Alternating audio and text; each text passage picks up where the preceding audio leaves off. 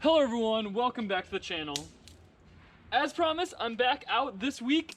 It's actually the next day in real life, but for you guys, this will be a week later. And today we're gonna be trying out the improved heating method for the heated floors.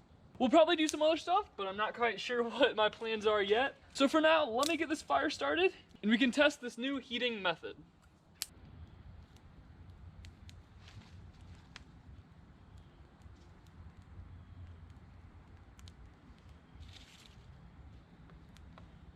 Okay, so as you guys can see, the flame is kind of pushed back that way. And the reason for that is that there's a draft coming in through here, fueling the fire and bringing oxygen to the flames. And that's why the flames are kind of tilted more towards that direction.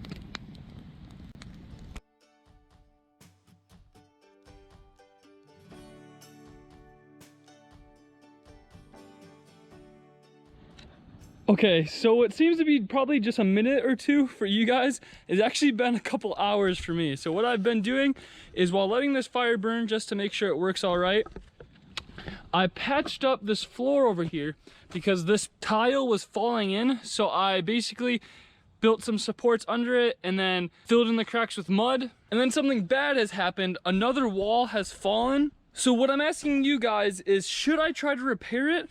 Or should I just use all this wood for another project, maybe starting another shelter or building a bridge? So what my problem is, if I go on this side, you can see it's very steep.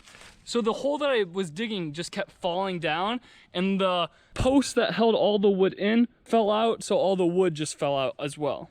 So let me know what you think. Should I try to rebuild it, or should I use that wood for a different project? Anyways, with all that aside, let's start today's video.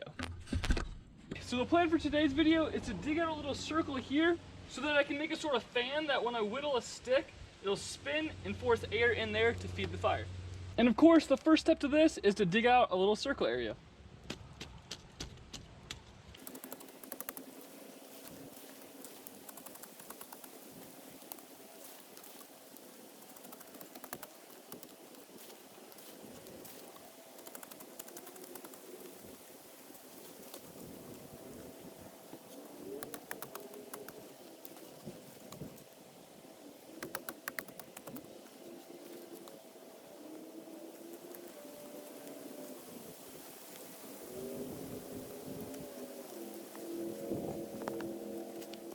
Okay, so I cannibalized 2 pieces of bark from the shelter roof. And what I'm thinking is I'm gonna cut a little hole in this one so then they can fit together like this, and then it'll spin around like a nice fan.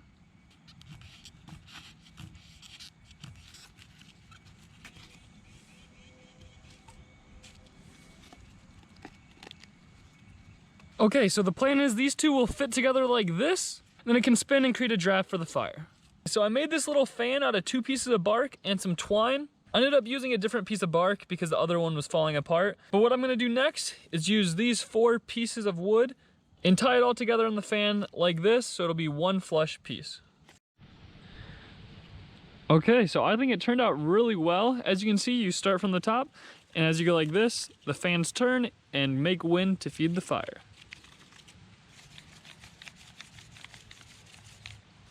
One last thing I have to do before we can use this is, when I do this, it's just gonna keep digging. So I'm gonna put a little piece of wood underneath so that it won't dig any further.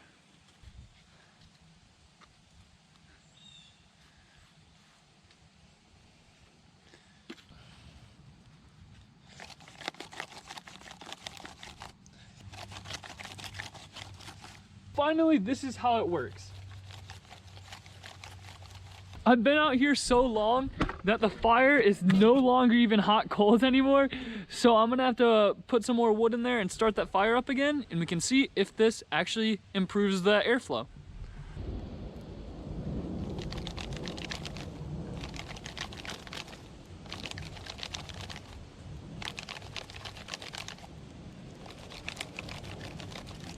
I don't know how well this actually works, but in theory, it should work really well.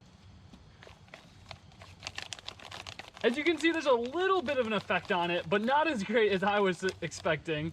This might help if I enclose this a little bit, and that way air won't be escaping from the sides. It'll only have one way to go.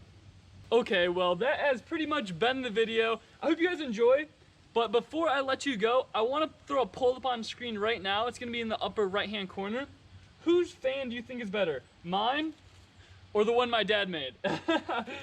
Honestly, I think this one is a lot better because you can get right into action and it serves a lot more oxygen than mine does because it has such a far way to travel.